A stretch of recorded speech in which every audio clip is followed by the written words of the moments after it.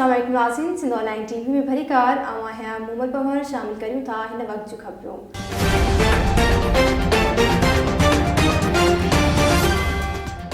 नाज़रीन, मेहरापुर में मंगल शरपारा पंहिंजे पुट सां गॾु बास दुकानदार ऐं मेहरापुर पुलिस जी ज़्यादतियुनि ख़िलाफ़ नेशनल प्रेस क्लब अॻियां एहतिजाजी मुज़ाहिरो कयो वियो।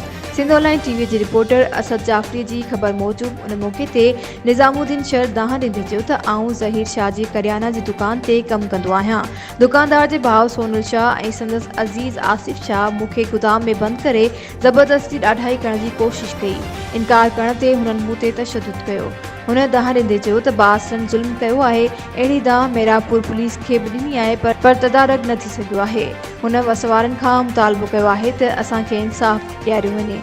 वधीक खबरूं या अपडेट्स जे लाइ